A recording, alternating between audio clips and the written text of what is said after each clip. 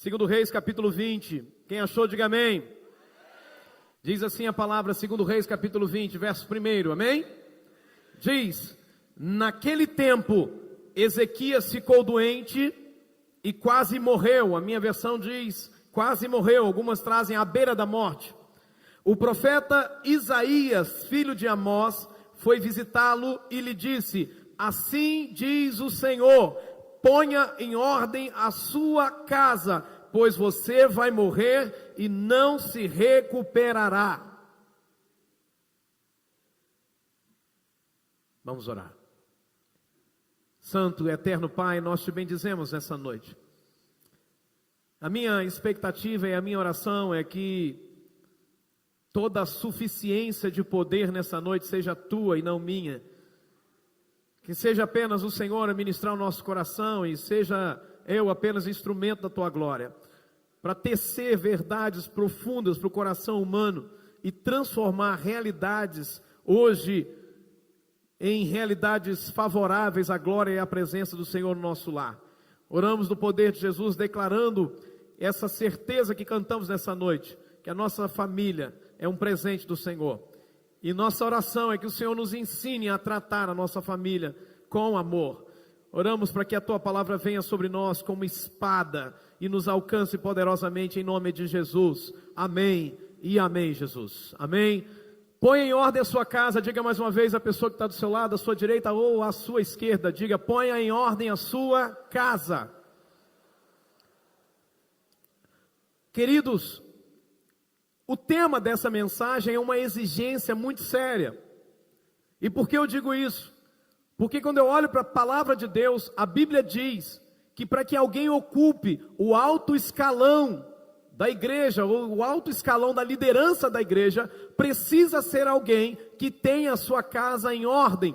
O apóstolo Paulo diz como exigência, lá em 1 Timóteo capítulo 3, versos 2, 4 e 5, é necessário, portanto, é uma condição, é uma necessidade, que o bispo, que o líder, seja irrepreensível, esposo de uma só mulher, temperante, sóbrio, modesto, hospitaleiro, apto para ensinar. E aí eu fiz questão de frisar isso aqui, e que governe bem a sua própria casa. E aí então, a santa palavra de Deus diz: criando os filhos sob disciplina, com todo respeito, pois se alguém não sabe governar a própria casa, como cuidará da igreja de Deus? Se alguém não sabe governar a própria casa, como cuidará da igreja de Deus? Então veja, esta é uma exigência para alguém que quer ocupar uma função de liderança na igreja, alguém que quer estar no alto escalão da liderança. Então nesse momento, irmãos, eu quero que você, junto comigo, troque o nome de Ezequias e ponha o teu nome. Imagine Deus vindo até você, e eu já fiz isso, já coloquei o meu nome no lugar de Ezequias, e Deus chegando até mim e falando com essas palavras. Deus dizendo: ponha em ordem a sua casa, pois você vai morrer. Procure por alguns instantes entrar comigo nesse texto e se ver como Ezequias se viu.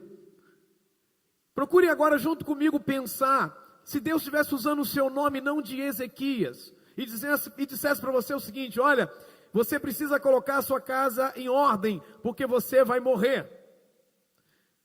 A minha pergunta para você nessa noite é: o que você faria primeiro? Qual seria a sua primeira atitude? Qual seria a primeira mudança que você faria? Qual seria a área da sua família que você vê assim que mais necessita de urgência de colocar ordem? Como é que você faria isso? Que atitudes você tomaria? O que é que você tiraria? O que é que você acrescentaria? O que é que você valorizaria mais? E o que é que você desprezaria mais? O que é que você abandonaria? O que você deixaria de fazer? E o que você faria mais? Quantos estão entendendo? Amém? Então essa é a questão. E eu preciso te adiantar uma coisa: família, ela é composta de gente. Família é composta de pessoas. E aí você precisa entender uma coisa nessa noite: que antes de você pensar assim, a minha família, pastor, ela tem que mudar, eu quero que você entenda que a mudança da sua família é também a sua mudança. E quando você diz que a sua família tem que mudar, você precisa compreender que você tem que mudar.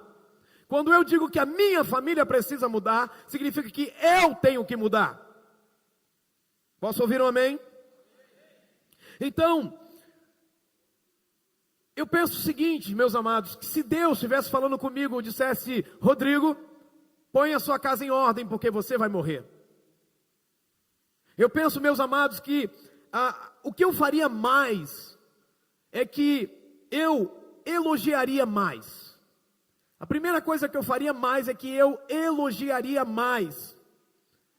Eu elogiaria mais a minha família. John Maxwell, ele disse o seguinte, que o elogio, ele é o oxigênio da alma. O elogio é o oxigênio para a alma. John Maxwell é um grande líder e um homem que se destaca em liderança. O elogio é o oxigênio para a alma. Sabe, não existe coisa melhor do que você estar num ambiente onde você recebe elogios, onde pessoas se colocam para cima, onde pessoas só dizem coisas que vão marcar a tua vida. Essa semana, conversando com um adolescente de 13 anos de idade, esse adolescente se sente feio, ele se sente pior que todo mundo.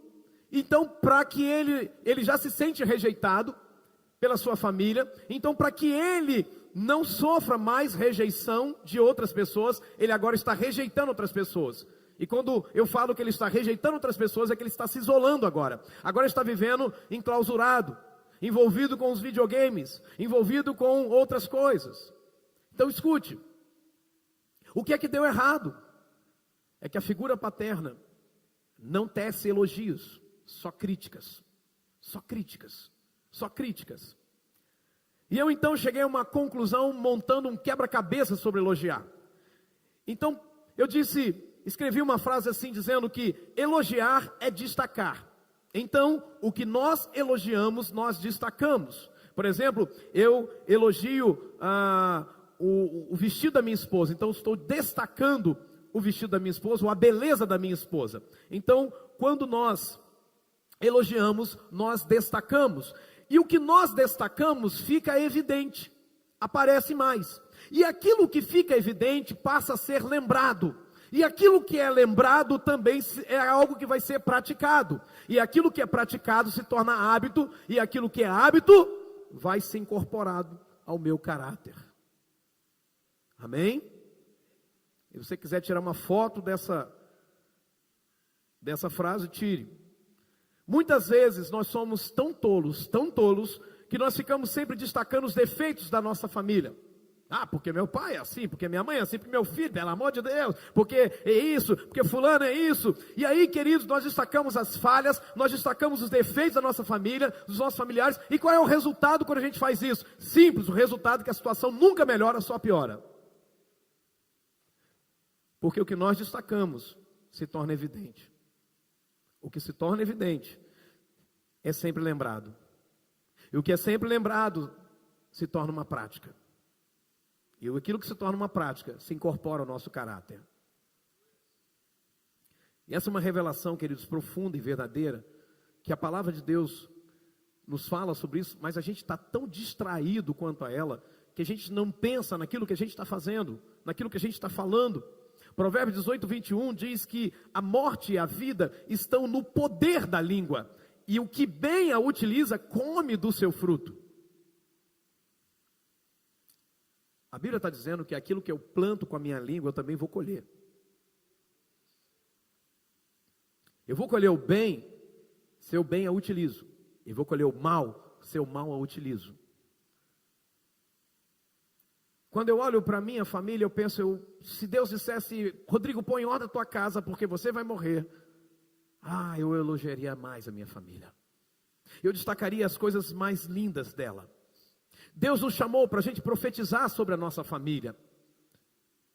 Eu quero que você se lembre de que a sua família também será resultado das palavras que você lançar sobre ela. A sua família será resultado das palavras que você lançar sobre ela. E eu faço uma pergunta para você nessa noite, se você pudesse parar agora e analisar a sua fala dentro de casa. E eu não quero que agora, mulher, você pense no seu marido. Eu não quero que agora, marido, você pense naquilo que a sua esposa fala. Eu não quero agora, filho, que você pense no que os seus pais falam. Eu não quero, pais, que vocês pensem no que os seus filhos falam. Eu quero que você pense naquilo que você fala. Então, se você destacasse aquilo que você anda falando dentro da sua casa ou sobre a sua família, a minha pergunta para você nessa noite é: o que mais os seus lábios têm destacado em sua casa? O que é que os seus lábios mais destacam na sua casa? O povo judeu, ele entendia muito bem sobre isso, e quando Rebeca deixa a sua família, e ela vai então, ou a família dos seus pais, e ela vai então se casar com Isaac, a família de Rebeca para, e na saída de Rebeca, eles abrem a boca para profetizar sobre ela, e diz as Sagradas Escrituras, que abençoaram Rebeca, dizendo que você, nossa irmã, seja mãe de milhões, que os seus descendentes conquistem as cidades dos seus inimigos. Porque o povo judeu entendia muito bem que aquilo que eu lanço sobre a minha família é como a minha família também vai ser. Eu falo nessa noite para homens que cresceram e quando meninos ouviram a vida toda que seriam isso ou aquilo outro. Eu falo para meninas nessa noite que hoje são mulheres que cresceram a vida toda ouvindo que são isso, que são aquilo outro, e hoje refletem no seu caráter as deformidades que foram lançadas sobre suas vidas quando ainda eram crianças. E hoje são adultos deformados. Eu falo nessa noite da importância de que eu e você temos que elogiar nossa casa, elogiar nossa família, elogiar nossos filhos, elogiar e elogiar. Pecamos quando comparamos filhos e dizemos que um filho talvez seja mais bonito do que o outro. Eu continuo atestando para Asaf e para Itai, dizendo: vocês são lindos, todos dois são lindos, porque cada um tem a sua característica, e é isso que os torna únicos. Não existe mais bonito ou mais feio. Um dia Asaf entrou na crise e falou assim: pai, por que meu cabelo não é liso igual ao do Itai? Eu disse: meu filho, porque Deus quis que você fosse diferente, já pensou se todo mundo fosse igual?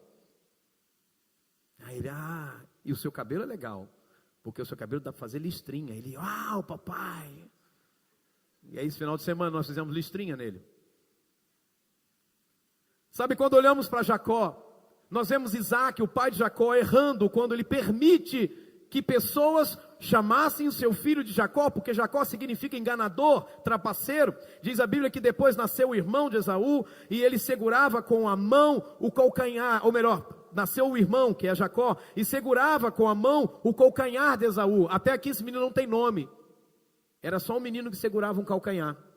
E as parteiras olharam aquilo e falaram: nossa, mas é um Jacó mesmo, hein? É um aproveitador. E Isaac consente, porque o texto diz: por isso lhe chamaram Jacó. Não foi Isaac que chamou Jacó de Jacó, mas ele aceitou que Jacó fosse Jacó.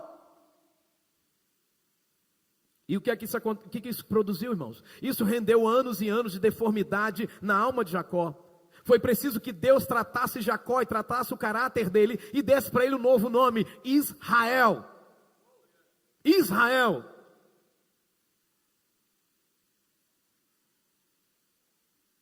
Israel. Porque El é um nome para Deus. Agora Jacó carrega El no seu nome, carrega Deus no seu nome.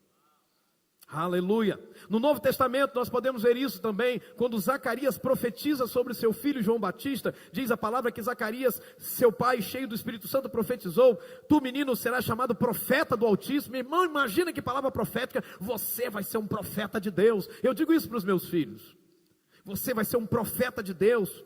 Você vai preceder o Senhor, você vai preparar o caminho para o Senhor. Você vai dar ao povo conhecimento da salvação. Você vai redimir o povo, levando o povo para ser redimido dos seus pecados. Querido filho. E aí sabe o que a Bíblia diz? Depois que Zacarias profetizou tudo isso, o texto diz assim: o menino crescia e se fortalecia em espírito. Você quer ver o teu filho crescendo e se fortalecendo em espírito? Você quer ver a tua filha brilhando, sabe, se destacando na universidade, se destacando na escola, se destacando na sociedade? Elogie, profetize, abra sua boca e declare o bem de Deus para os seus filhos. Não destaque os defeitos, não destaque as falhas. Nós somos muitas vezes tão pessimistas que o que nós mais fazemos é destacar as falhas, os erros dos nossos filhos. É simples. Por causa do pecado, pela nossa própria estrutura, nós lembramos muito mais rápido das coisas erradas que fizeram conosco, das coisas más que fizeram conosco, do que das coisas boas. Se eu pedir para você se levantar e falar para mim 5 coisas boas que aconteceram na sua vida, você vai levar um tempão para dizer quais foram as 5 coisas que aconteceram na sua vida essa semana, boas. Mas se eu te perguntar 5 coisas ruins, você diz, eu tenho 10, pastor. Quantos estão entendendo essa palavra? A minha pergunta para você nessa noite é, o que você tem dito à sua família? E aqui eu quero começar falando com as esposas. Esposa, que a sua primeira palavra ao seu marido seja de afeto, em vez de fazer reclamações ou exigências. Eu acho que já disse aqui em outra ocasião e quero repetir. Por que o boteco da esquina, boteco feio, mal iluminado, portas caindo aos pedaços, sujo, mal cheiroso, eu fico em crise com isso. Falei, meu Deus, eu sou um homem limpinho, sabe? Eu gosto de ser um homem limpinho. Eu não consigo estar num ambiente, está tudo sujo, tudo esquisito, pega aquele copo todo manchado. Mas eu vejo um monte de homens em botecos desse nível. Os caras estão lá enchendo o boteco, todas as semanas estão lá. Terça-feira de manhã os caras estão na rodada de cerveja. Aí eu fico em crise, por que os caras vão para o boteco, não vai para casa, e não vai ficar com a esposa, e não vai ficar com a família? É porque quando mal eles botam os pés em casa, a mulher já começa com reclamação. Mas quando o cara chega no boteco, a primeira coisa que as pessoas falam é, e aí meu camarada, chega aí, senta aí, vamos tomar, desce uma para o nosso amigo. O cara se sente um rei, o cara é elogiado no boteco, e o que ele pensa? Ah, o boteco é melhor do que a minha casa. Então eu vou ficar no boteco. E quanto mais tempo eu ficar no boteco, melhor. Porque lá eu sou bem tratado. Porque lá, quando eu boto os pés, a primeira coisa que as pessoas falam é, rapaz, você fez falta, viu ontem?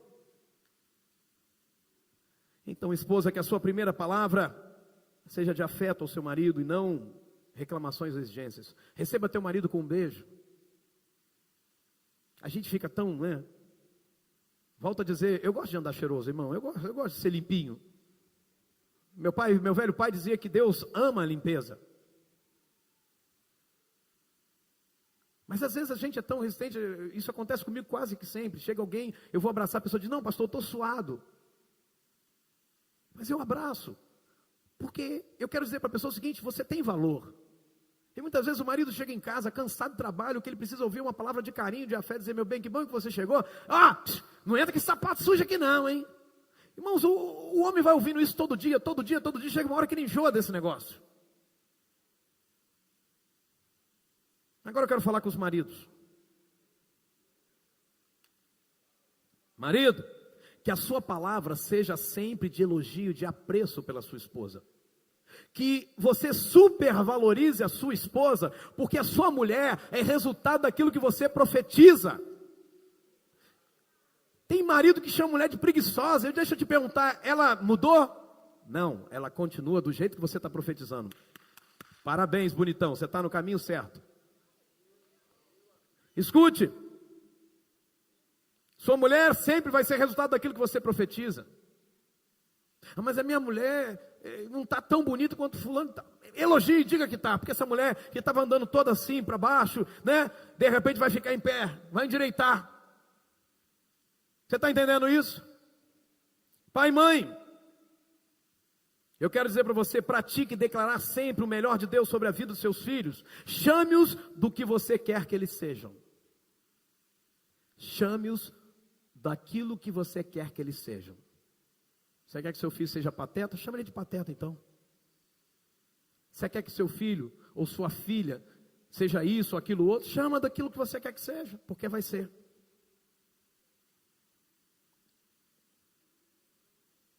Tem pai que chama filho de pateta, que chama filho de bichinha, que chama menina de idiota.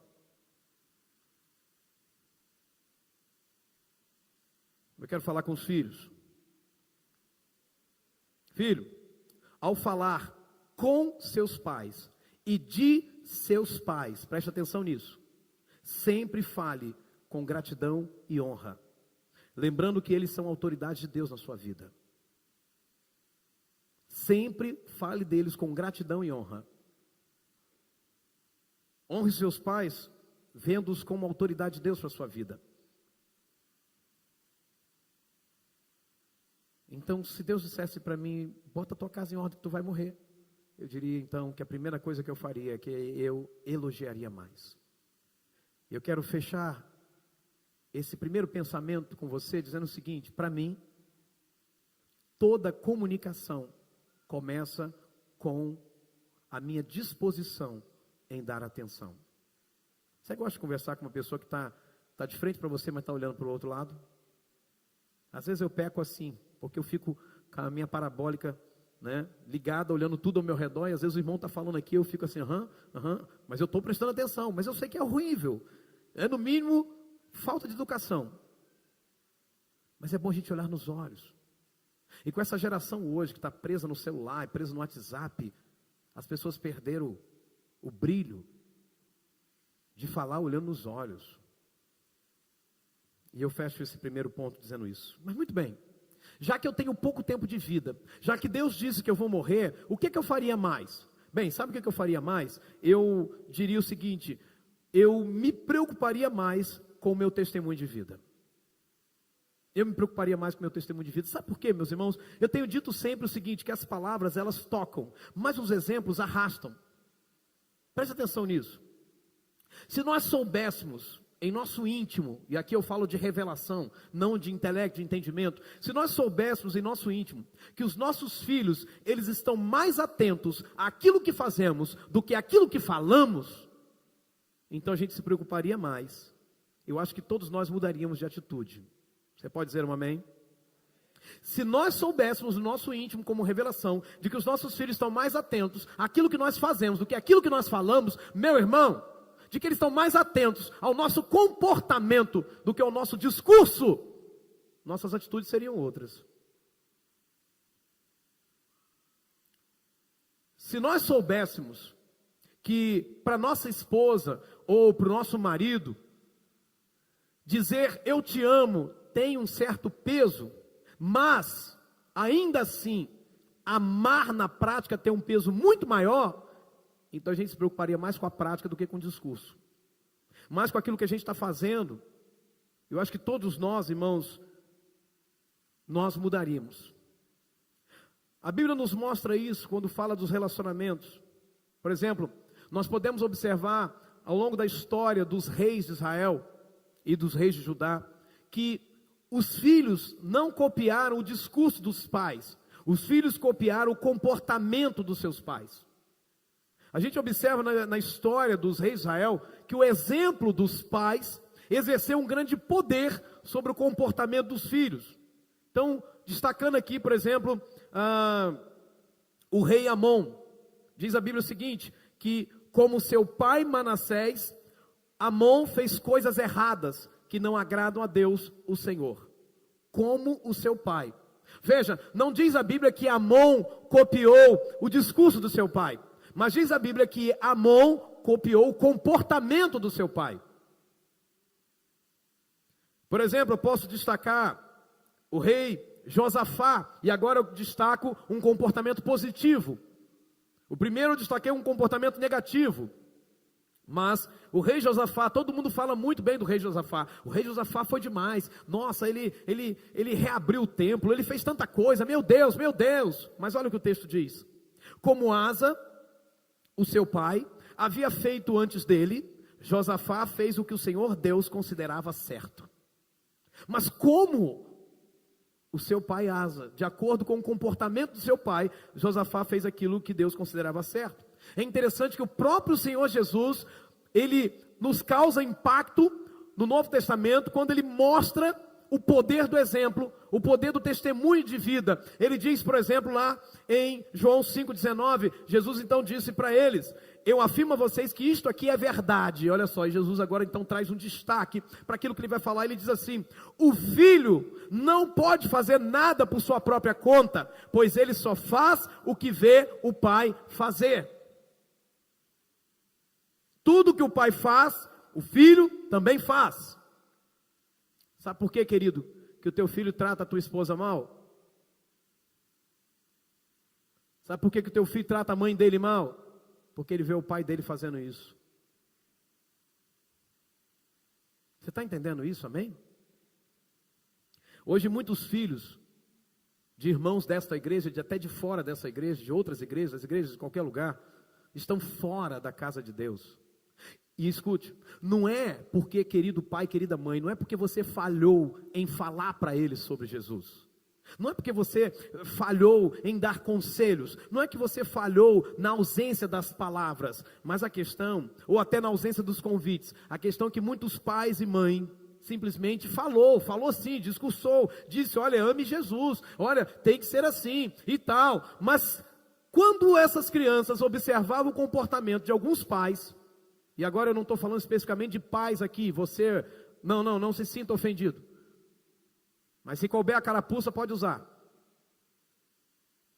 mas escute,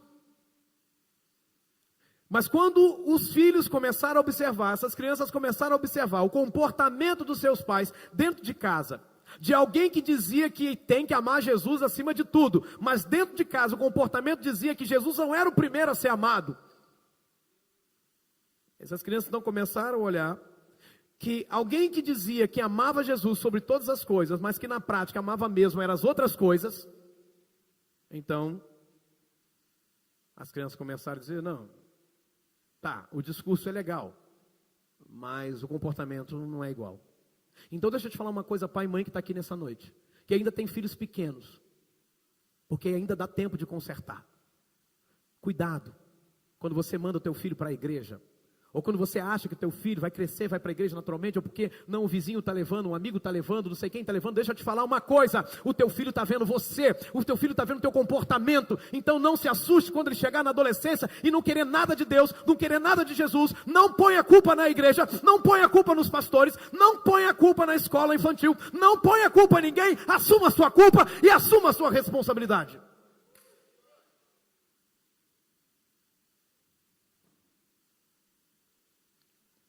Escute, a sua família se inspira em você como exemplo de servo de Deus.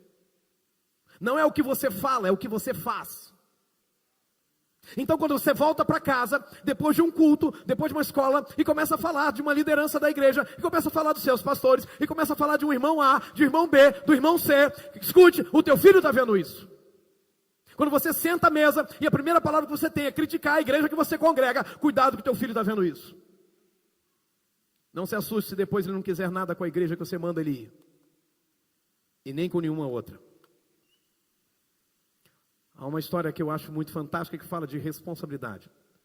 Um certo pai tinha um carro e o seu veículo deu defeito, ele deixou o carro na oficina e pediu o filho para poder pegar o carro. E esse pai estava no escritório, ligou para o filho, filho, põe o carro, né? E o filho então foi buscar o carro, e o pai ficou esperando, e as horas se passaram, e as horas se passaram, as horas se passaram. Até que esse pai ligou para a oficina e perguntou, vocês já liberaram o carro? Meu filho foi buscar o carro, não sei como é que está isso aí. Não, já saiu, já tem mais de 5 horas que seu filho saiu com o carro daqui. Então o pai continuou esperando no escritório, não ligou para o filho então chegou 5 horas depois. Estacionou o carro, o pai desceu do escritório, entrou no carro no lado do carona, o filho estava guiando. E de repente, no meio da estrada, o pai pergunta para o filho, filho, a que horas você pegou o carro na oficina? Ele diz, pai, eles atrasaram demais lá. Peguei o carro agora, não tem nem 15 minutos, saí de lá, vim correndo agora para te buscar, eles atrasaram demais. Naquela hora o pai se enfureceu e disse, para o carro, filho, para o carro agora. E o filho então para o carro, meio que tremendo, e o pai virou para o filho e disse o seguinte, abra a porta, destrava a porta. Ele destravou a porta, o pai saiu e falou assim, pode ir embora para casa, porque eu vou a pé. Que isso, pai? Porque eu tenho que ir refletindo para casa, pensando onde eu errei, para que eu tenha um filho mentiroso. Bom,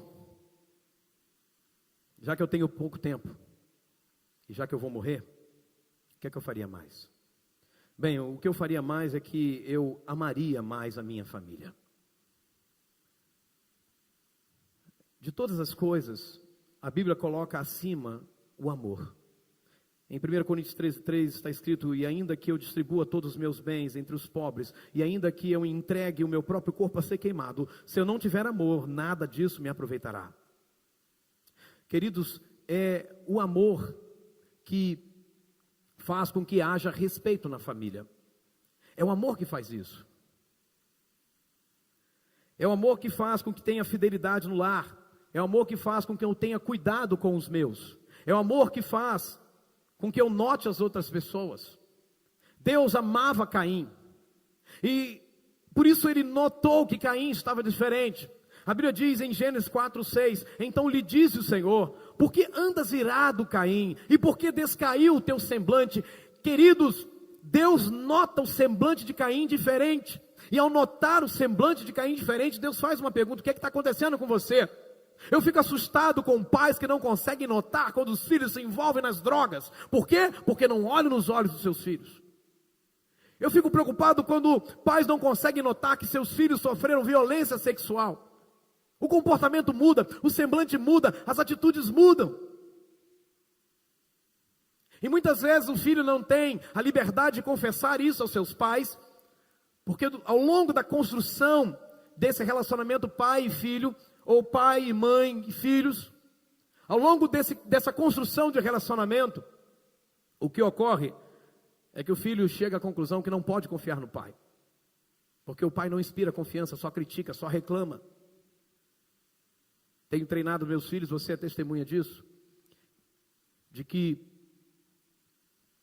eu digo sempre para o Azaf, e o Itai já sabe disso também. Obrigado, filho.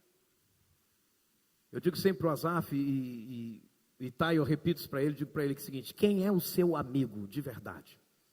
E aí eles dizem: papai. Mas quem é o seu melhor amigo? Eles dizem: Jesus. Essa construção é importante. Hoje à tarde, eu conversei com o Azaf para ele dormir no quarto dele. Porque ele fala assim: não, pai, e Itai já chega assim: papai, eu posso dormir só um pouquinho no seu quarto? Só um pouquinho. É engraçado demais ele falando: papai, só um pouquinho, então um pouquinho. Depois eu te levo para o seu quarto. Ele: não, quando dormir você me leva. Mas só quando dormir. Ontem tentei levar, ele abriu o olho: não, papai, agora não. Mas Azaf não queria dormir, e ele disse assim para mim: pai, como é que eu vou dormir sem a mamãe? Ele é um bom argumentador. E eu disse para ele: filho, nem sempre você vai ter papai e mamãe perto de você, mas você sempre vai ter Jesus perto de você. Vamos falar com ele? Eu abracei com Azaf, a gente orou, e ele simplesmente deitou e dormiu. Aquele menino que estava sem segurança, passou a ter segurança porque o pai disse para ele: olha, você pode confiar no papai que está dizendo para você que Jesus está aqui com você.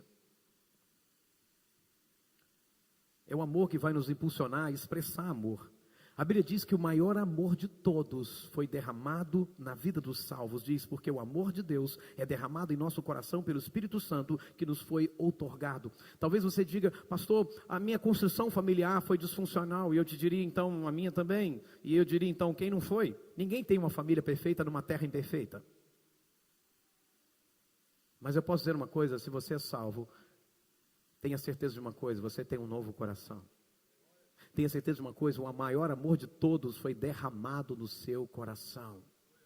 E eu quero dizer uma coisa nessa noite: você pode amar, você pode expressar amor.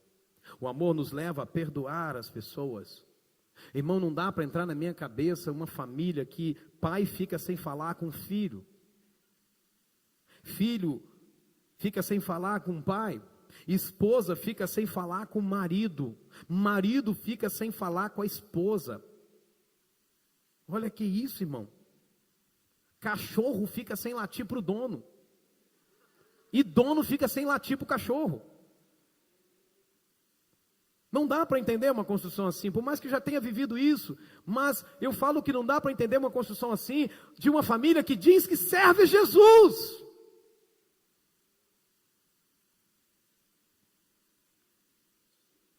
E antes de mais nada, eu preciso dizer isso: Deus não é como nós. Se você porventura tem vivido o silêncio de Deus, o problema não está em Deus que não quer falar com você, que está zangadinho com você, porque Deus não é menino. O problema está em você, que perdeu a sensibilidade de ouvir a voz do Pai. Ou então a acusação do diabo é tão grande na tua vida que você não consegue mais ouvir a voz de Deus. Diz a palavra de Deus em Colossenses 3, assim como o Senhor vos perdoou, assim também perdoai vós. Ou seja, no mesmo padrão. Como é que Cristo te perdoou? te jogando na cara o que você fez no passado, né? Então por que você faz isso com a tua esposa?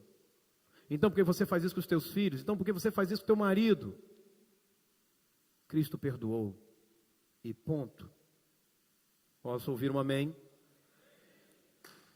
Isso também me faria mudar de atitude.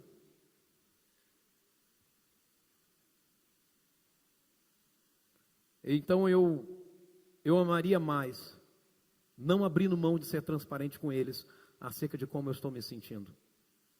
Sabe quando a esposa pergunta, está tudo bem com você? A primeira reação imediata que nós temos é dizer, está tudo bem mesmo não estando. Eu digo que se Deus dissesse para mim, é a sua última hora, acabou, eu amaria mais e não abriria mão de ser transparente com eles sobre como eu estou me sentindo. Olha, eu estou triste com a situação aqui, eu estou magoado com aquilo. Mas em geral os homens não contam o que estão passando ou o que estão pensando, as mulheres não contam. Então por vezes nós ficamos em silêncio e quando nos perguntam, está tudo bem com você? A gente então, pior do que isso, nós até mentimos. Ah, está sim, quando na verdade não está. Às vezes a esposa fez algo, ela nem sabe o que ela fez, mas o marido acha que ela tem que saber.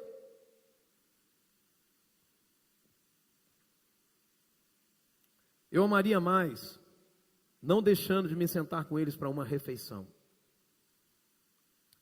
Hoje, a mesa da casa tem estado vazia, ou quando muito ela tem um enfeite sobre ela. Porque em geral, cada um está comendo num cômodo diferente.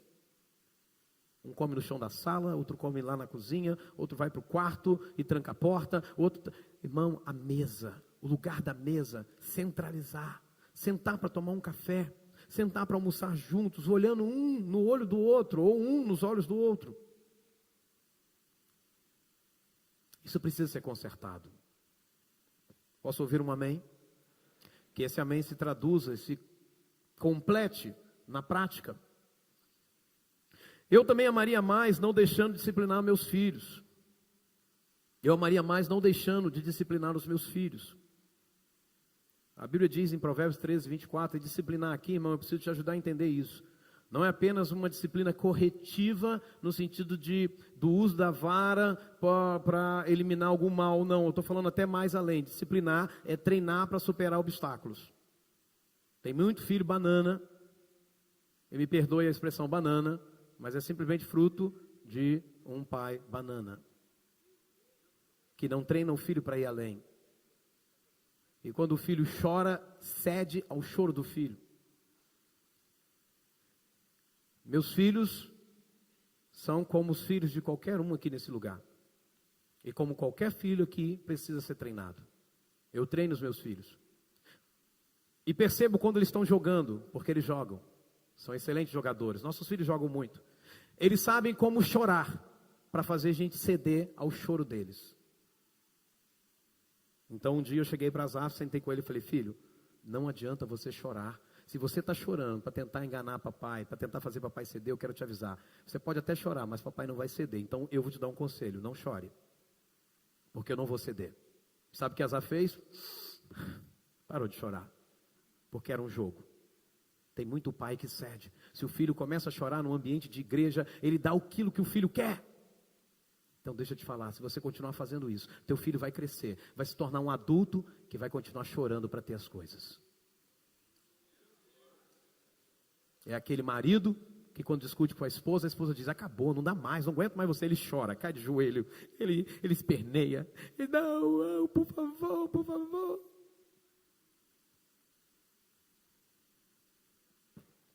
E não muda. Ele continua com o mesmo comportamento, que se chama-se comportamento manipulador. Ele acha que com choro, ele vai poder manipular pessoas. Toda vez que ele vai ser confrontado como homem, ele chora. Vocês estão me acusando, vocês não entendem. Tá vendo? Eu vou sair, eu vou embora, eu vou vazar no mundo, eu vou me matar. Mentira, não tem coragem para isso, é frouxo. Ele só está manipulando. Ele só está tentando manipular.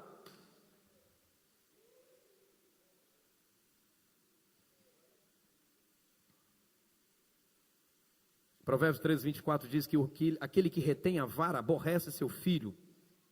Mas o que o ama cedo o disciplina. Diga comigo, cedo disciplina. Então por que você, pai e mãe, está esperando ele ter 18 anos para dar disciplina para ele? A disciplina começa cedo. Com Asaf começou com 6 meses de idade. Meu filho não é um filho traumatizado. Meu filho é um filho que está aprendendo cada vez mais a ser um menino feliz e vivo. Fico feliz quando eu tenho que ir à escola e ouvir o que o professor fala dele. Olha, ele é influenciador, olha, ele é líder, olha, ele contagia todo mundo com a simpatia, olha, ele é isso, ele é... Irmão, você acha que isso foi a escola que deu? Isso é construído na nossa casa, no nosso lar. Ou você é daquele que está esperando a escola fazer teu filho ser alguém? Vai nessa, irmão. O máximo que a escola pode fazer é teu filho se transformar em alguém que não tenha muitos valores. E que cresça, se transforme até num esquerdista. Que defenda o que as universidades estão defendendo hoje em dia. Mas o texto também, o mesmo texto que diz para não reter a vara, diz também: vós pais, não provoqueis vossos filhos a ira, mas criai-os na disciplina e na admoestação do Senhor. Admoestar é correção, irmão. Admoestar é corrigir. Exortar é encorajar, mas admoestar é corrigir. E como que Deus corrige? Irmão, leia Hebreus capítulo 12. Deus corrige para o nosso bem. Se você está corrigindo o teu filho para o bem dele, não para o seu bem, existem diferenças nessas duas coisas. Tem pai que corrige o filho para o bem próprio, particular, para aparecer, para ficar bem na fita. Não, eu corrijo meu filho para o bem dele, não para o meu bem. Porque Deus não nos corrige para o bem dele, Deus nos corrige para o nosso bem. Posso ouvir um amém? Eu também amaria mais a minha família, desligando o meu aparelho de celular toda vez que eu chegasse à minha casa. Eu aprendi isso com Asaf. Tem pai que já entra em casa e mãe já entra em casa assim, ó. Aí o filho está aqui: ei, meu filho, tudo bem? Tudo bom, filho? Você está entendendo isso, amém? Meu irmão, deixa eu te ajudar com uma coisa. Você que é pai e mãe, lê Bíblia no seu celular. Conselho de quem ama. Se você estiver fazendo isso, diga para o teu filho o que é que você realmente está fazendo. Para que o teu filho não pense que você está usando o celular para outra coisa quando deveria estar com ele. Você fala: filho, ó, eu faço isso com o Asaf. Filho, papai está lendo a Bíblia agora, tá? Por isso que eu estou usando o celular, porque a Bíblia está aqui no celular do papai. Mas eu já cheguei à conclusão que eu tenho que mudar. Eu vou usar a Bíblia de papel mesmo. É uma forma de educar, de ensinar. Tanto você enquanto igreja, quanto também meus filhos da minha casa. Queridos, é falta de amor, ou é falta da prática do amor, quando nós não nos damos totalmente para a nossa família, quando a gente está em casa. Tem marido que chega em casa, a mulher já ficou o dia todo trabalhando em casa, ele também ficou trabalhando, mas ao invés de chegar e conversar com ela, ele vai para o celular, ele vai para o sofá, para a TV. Está falando, irmã, consegui ouvir você falando aqui. Sabe, queridos, eu também amaria mais, passando mais tempo com a minha família. Isso é, indo à igreja juntos. Isto é, comemorando as nossas vitórias. Isto é, saindo para tomar uma refeição juntos. Isto é, brincando. Isso é passar mais tempo juntos. Só valoriza o tempo quem sabe que não tem mais tempo. É triste ver quando uma mãe chora por um filho que ela perdeu e diz: eu poderia ter abraçado mais, eu poderia ter ficado mais com ele. Bom, se esses fossem os meus últimos dias, eu faria mais uma coisa. Eu faria de Jesus o centro de tudo na minha família. Eu preciso dizer isso. Deus, ele não invade a nossa casa. Deus, ele não invade a nossa família. É preciso convidá-lo, é preciso fazer questão da presença dele. Eu olho, por exemplo, para Obed-Edom, e quando Davi pega a arca e leva para dentro de Jerusalém, ele leva da forma errada, e aquilo custa a vida de usar. A Bíblia diz que todo mundo teve um temor muito grande, porque, irmão, vem comigo. A arca está chegando, eu sou Uzá, o homem bem intencionado, e eu estou lá, feliz da vida, o carro de bois tropeça numa pedra, eu ponho a mão na arca, porque balançou a arca e ia cair, eu ponho a mão na arca e eu morro na hora. Pergunta que vale R$1 milhão, você levaria essa arca para sua casa? Você levaria essa arca para sua casa? Irmão, você é sincero? Levaria nada, irmão. Vai que Deus queima você lá na chegada, você tropeça na soleira da porta. Você está entendendo? Mas quando eu olho para Obed-Edom diz assim: eu faço questão da presença de Deus na minha casa.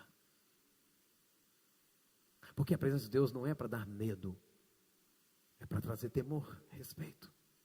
E ele leva a arca para a casa dele. Eu preciso dizer isso: uma família caminha bem quando a presença de Deus não falta nela. Diz a Bíblia então que assim ficou a arca de Deus com a família de Obed-Edom, 3 meses em sua casa. E o Senhor abençoou a casa de Obed-Edom e tudo que ele tinha. Uau! Quando Deus está na nossa casa, irmão, tudo que a gente faz dá certo. Tudo que a gente faz prospera. A única coisa que não prospera quando Deus está na nossa casa é o erro. Mas tudo que é certo prospera.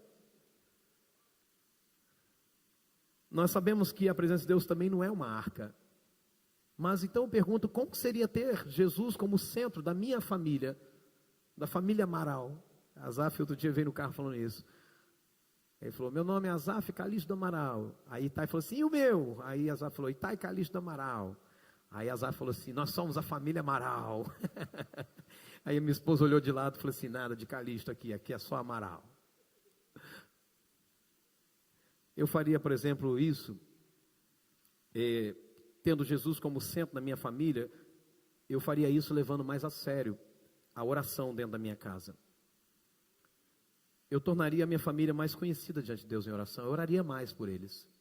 Eu poria a mão sobre a cabeça dos meus filhos e abençoaria mais. Eu poria a mão sobre a cabeça da minha esposa e a abençoaria mais. A semelhança de Jó, eu oraria todos os dias pelos meus filhos. Eu oraria mais por eles. A Bíblia diz em Jó 1:5 que quando terminava uma rodada de banquetes, Jó se levantava de madrugada, oferecia sacrifício em favor de cada um dos seus filhos,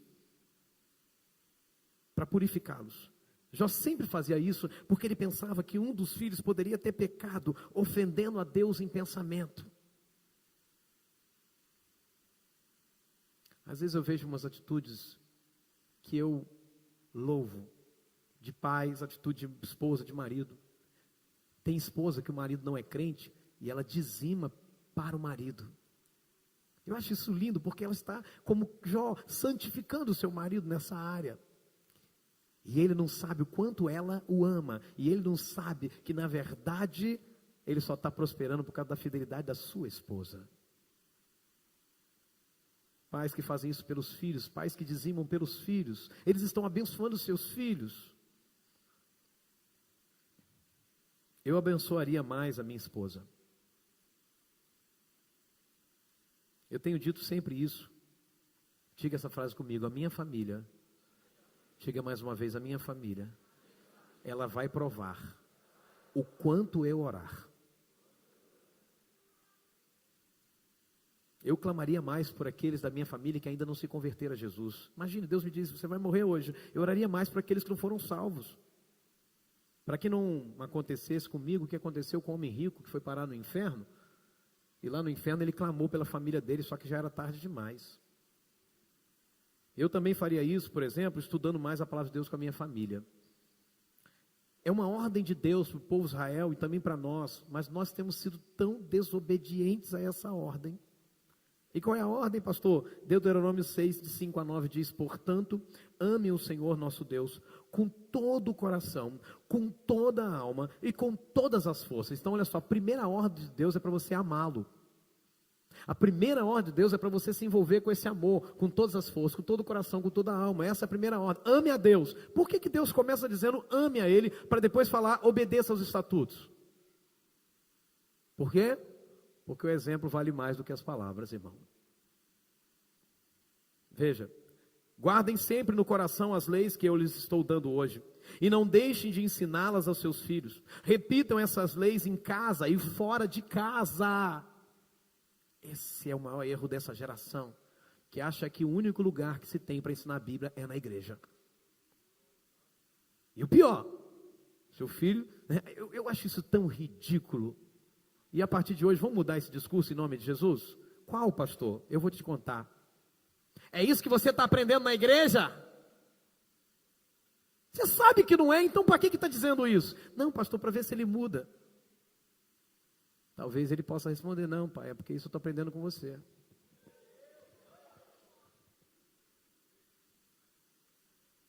Deixa eu te falar uma coisa com muito amor e carinho, não se ofenda por isso. Se você não ensinar, o mundo vai ensinar do jeito dele. Esse é o tempo da gente voltar, irmãos. Da gente voltar. Eu preciso dizer isso. Muitos filhos desta igreja têm orgulho dos seus pais.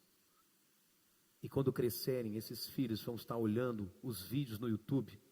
Talvez vai ser outra coisa quando eles estiverem maiores, mas vai ver você trabalhando na obra dessa igreja. Vai ver você envolvido. Irmão, teu filho tem orgulho de você, você pode ter certeza disso. Eu sempre lembro da minha mãe é uma mulher fiel. Tinha campanha na igreja, minha mãe ofertava, ela abraçava as causas. Eu acho tão lindo o que papai fazia. Só que hoje tem um negócio meio esquisito. Os pais cruzam os braços e assistem os filhos servindo na casa de Deus. Irmão, seja exemplo, vai para cima, vai para frente.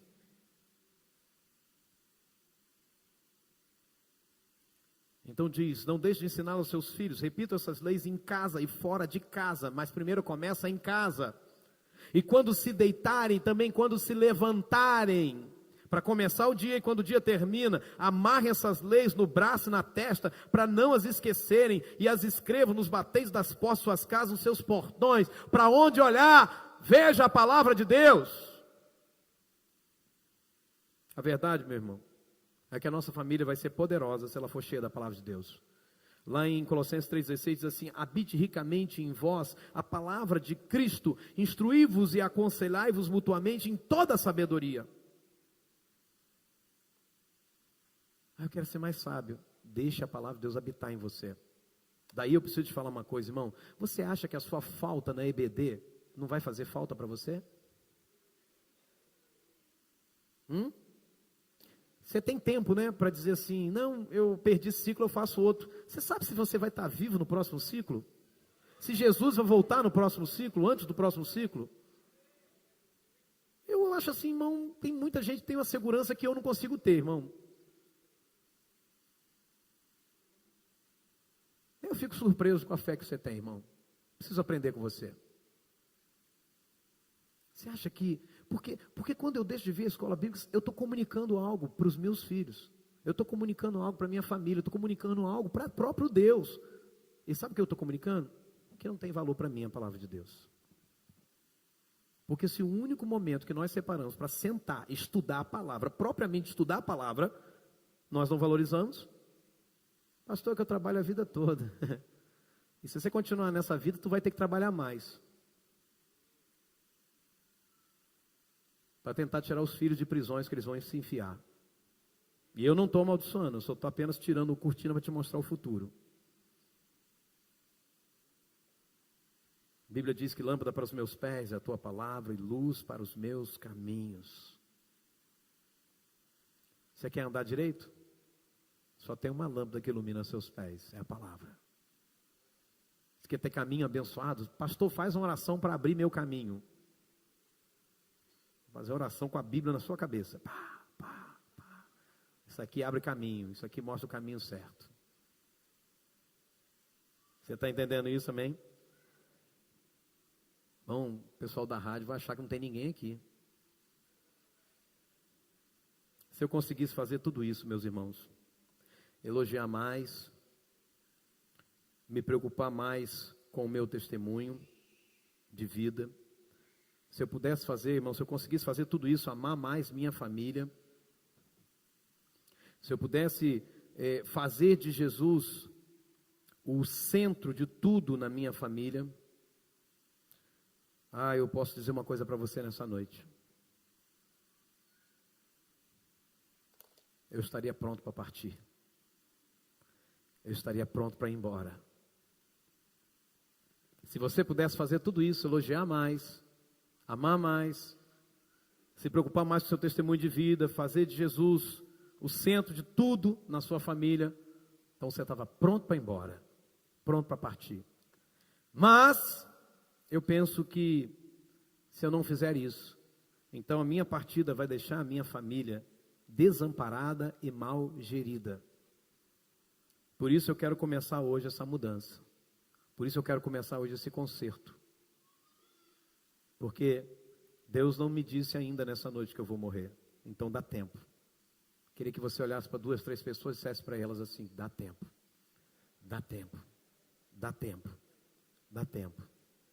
Dá tempo. A Bíblia diz que em Lucas, capítulo 6, verso 48, diz assim: é semelhante a um homem que, edificando uma casa, ele cavou. Diga comigo, um homem estava construindo uma casa. E ele cavou. Ele abriu uma profunda vala. Ele lançou o alicerce sobre a rocha. E vindo a enchente, arrojou-se o rio contra aquela casa. E não a pôde abalar, por ela ter sido bem construída. Fique de pé, por favor. Não me interprete mal, irmão. Eu acho que você já conhece o pastor que você tem. Meu objetivo aqui nessa noite não é diminuir você, mas aumentar você. É tirar você de uma geração mimimi, que arruma desculpa para tudo, para aquilo que não se faz, e dizer a você o seguinte: dá tempo de mudar. Mas para isso a gente precisa cavar fundo. Diz a Bíblia que o homem construiu uma casa que a enchente não pôde derrubar, que o rio não pôde destruir, que nada abalou aquela casa. Por quê? Porque quando ele construiu a casa, ele fez algo diferenciado. Ele cavou fundo, ele abriu uma profunda vala e ele lançou o alicerce sobre a rocha. Então deixa eu te falar, vamos cavar fundo. Mas o primeiro lugar para a gente cavar é dentro de nós, é em nós mesmos. Então, querido, muda tudo se for preciso. Muda o que tiver que mudar. Mas se dedique à sua família. Porque a construção da sua casa, irmão, ela vai para a eternidade. Para bem ou para mal. Você pode simplesmente criar filhos que vão para o inferno, ou criar filhos que vão para o céu. Você está entendendo isso, amém? Se você puder, se aproxime da sua família agora, em nome de Jesus.